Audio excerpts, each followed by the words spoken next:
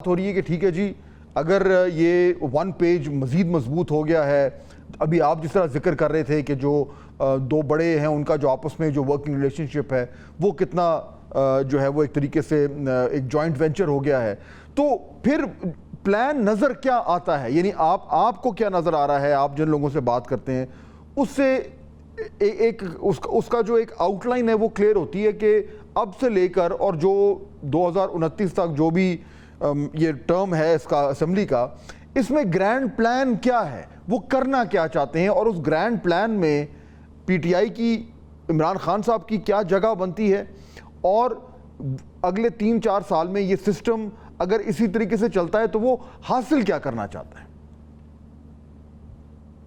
अच्छा, मैं सिर्फ ये कहता हूँ फाद साहब, देखिए हमने माजी में हम सब ने देखे हैं कि 10 साल प्लान, तो 5 साल प्लान ये हो जाएगा। मैं अब obviously I don't subscribe to those plans and views, but मैं तो बात करता हूँ कि जो पिछले 3 साल में हुआ है और जो आज हमारे सामने है उसके ऊपर मुझे जो बेसिकली जो खबर का एलिमेंट है इसमें ये है कि मेरे ख्याल में एस्टेब्लिशमेंट अब इमरान खान साहब को रेलेवेंट नहीं कर डालती।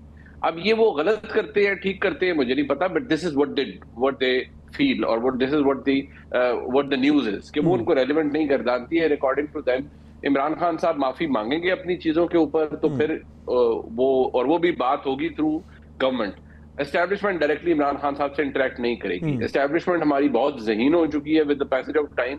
वो रोज नए नए लॉलीपॉप्स बना के तहरीक इंसाफ के मुख्तलिफ लोगों में बांटते हैं। वो ये कहता है अच्छा मेरे पास थी, मुझे ये बात कही गई है, तो दूसरा कहता है मुझे ये बात कही गई है। एंड रिजल्ट क्या होता है? सिफर। कोई आपको कोई चीज नजर आती है अफवाहों के बगैर कि जी फलाना पैगाम आ गया और फलाना ये आ गया? अगर कुछ होना हो तो वो हो जाता है। यहाँ कुछ भी नहीं हो रहा। दूसरी बात ये है कि फाद साहब, this is something which is not only it is disturbing, लेकिन ये एक बड़ा तल्ख फैक्ट है कि जो आज की एस्टेब्लिशमेंट है, जाहिर बात है फौज के अंदर ये नहीं होता कि जी एक यूनियन काउंसिल है कोई तो वहां की फौज का अपना है और एक जिले की फौज है तो फौज में वहां की फौज का अपना कोई व्यू है। ऐसा नहीं होता। ऐसा सोचना भी जहालत है। फौज का जो एक मैकेनिज्म है, you all know, obviously Beg साहब को पता, आपको मेरे से तजर्बा ज्यादा है कि एक चेन ऑफ कमांड है, ऊपर चीफ की होती है and it goes all the way down. ठीक है जी। अब मसला ये है कि जो इस वक्त पाकिस्तान की एस्टेब्लिशमेंट का जो पॉलिसी है, ना सिर्फ वो बल्कि जो इंस्टीट्यूशनल रिस्पॉन्स है टुवर्ड्स पीटीआई, वो बेस करता है डिसलाइक के ऊपर, नफरत के ऊपर। क्यों? क्योंकि वो कहते हैं कि तहरीक इंसाफ ने और इमरान खान साहब ने हमारी फौज के साथ वो किया जो आज तक किसी ने नहीं किया। उसका जो टेस्टमेंट है या उसका जो एग्जाम सामने है, वो कहते हैं जी पहले किया अक्टूबर नवंबर 2022 में, पहले हमारे आर्मी चीफ की अपॉइंटमेंट को सबोटाज करने के लिए। ऑब्वियसली बेग साहब नोज, इनको भी फर्स्ट हैंड इंफॉर्मेशन है, आपको भी है कि उस वक्त क्या हो रहा था। मैंने तो इस पर रिपोर्ट किया, लिखा भी। अभी 9 मई नहीं हुआ था तो मैंने उससे पहले कहा था और नेशनल टेलीविजन कि जो चीजें हमारे सामने है, खान साहब ने जो कर बैठे हैं, इसकी माफी शाफी कोई नहीं है फौज में। नंबर 2, 9 मई हुआ, वो क्या था? बेसिकली वो ये नहीं था कि वो तो it was a concerted effort, एक पूरा प्लॉट था कि फौज के अंदर हमने रिवोल्ट करा दी है जनरल आसिम मुनीर के खिलाफ और हमने कोई इंटरनल कू कराना है। एम ही तो नहीं ना फौज ने अपने अंदर के लोग फारिग किए। जो क्लींजिंग हुई है फौज के अंदर, आप दोनों शख्सियात को पता है, वो कोई बगैर किसी वजह की हुई है कि सर्विंग और रिटायर्ड और जी 3 स्टार्स और पता नहीं 2 स्टार्स और ब्रिगेडियर्स किन किन को फारिग किया है। खुद डीजीआईएसपीआर ने बता के आखिर हमने अपने किसी बंदे को माफ नहीं किया। वो that happened because of a reason, there was a reason for it. तो अब मसला ये है कि जहां इतना वॉइड क्रिएट हो चुका हो, देखिए मियां नवाज शरीफ साहब या आसिफ जरदारी साहब, इनकी तलखियां मसाइल सबके रहे होंगे एस्टेब्लिशमेंट के साथ और पता नहीं फ्यूचर शायद आगे भी हो, लेकिन नोबडी क्रॉस दिस स्टेज।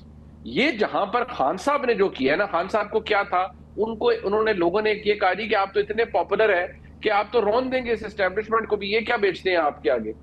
वो जो एक नैरेटिव था कि जी ये तो इमरान खान का, तो किसी का बाप भी इमरान खान का कुछ नहीं कर सकता, वो फिर वो ऑब्वियसली उसका एक वो इंटॉक्सिकेट कर दिया उसने पूरी पीटीआई के दोस्तों को। उन्होंने कहा जी बात ही कोई नहीं है, फौज क्या चीज है, हम तो उड़ा के रख देंगे, इमरान खान बड़ा पॉपुलर है। वो जो नैरेटिव था कि तेरा बाप भी देगा आजादी, तो वो तो फिर सबको सर पे चढ़ना था। अब रिजल्ट क्या निकला, वो उसका रियलिटी चेक क्या हुआ, उसकी फॉलिंग आउट क्या हुई, उसका धड़ल्ला क्या निकला, अब हालत ये आ गई है कि वो इतना बड़ा वॉइड क्रिएट हो गया है बीच में कि जो पॉजिटिव लोग पीटीआई के अंदर वो भी जब बात करते हैं ना स्टेप, मैं अब आपको बताऊं इवन मार्च के अंदर चंद दो बड़े शुरफा मैं कहूंगा पीटीआई के, उन्होंने जब किसी जगह बैठ के बात की, उन्होंने कहा जी रमजान का महीना है, दरगुजर करें, आगे चलें, प्लान करें, ये करें, वो मतलब 100 तरह की बातें करते हैं।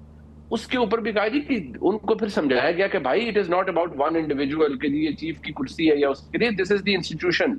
इंस्टीट्यूशन कितना इस मामले से हर्ट है। और जो मैं I know it for a fact Fahd साहब कि मैं एक जगह गया, मैं आपको अपना पर्सनल एक्सपीरियंस बताता हूँ। मुझे लिटरली ये जब 9 मई हुआ तो बड़ी बात है, ये जो खवातीन उस दिन फजूलियात उस दिन बोल रही थी, तो जब कुछ महीने 2-3 गुजर गए तो मैंने किसी ऐसी 3-4 महीने बाद तो मैंने किसी जगह अपने व्लॉग में कह दिया कि यार ये खवातीन है, इनको माफ कर देना चाहिए, छोड़े, हालात नॉर्मल करें, जो शायद मैं आप हम सब कहेंगे कि जी दरगुजर करें, ये वो फलान। तो मुझे किसी जगह कहा गया कि भाई ये जो आप सुन रहे हैं, आपका क्या ख्याल है, ये एसी के कमरे में बैठे हुए 4 जर्नैल सुनते हैं सिर्फ, जो लिमिटेड टाइम के लिए, कभी हमारे कोई सोल्जर जो खड़ा है बॉर्डर पे, जब उसको भी कोई थोड़ा सा नेटवर्क मिलता है, जब वो ऐसी कोई चीज देख ले तो वो क्या उसका आपको लगता है कि वो बहुत खुश होता है? तो ऐसा नहीं है। नाज़रीन,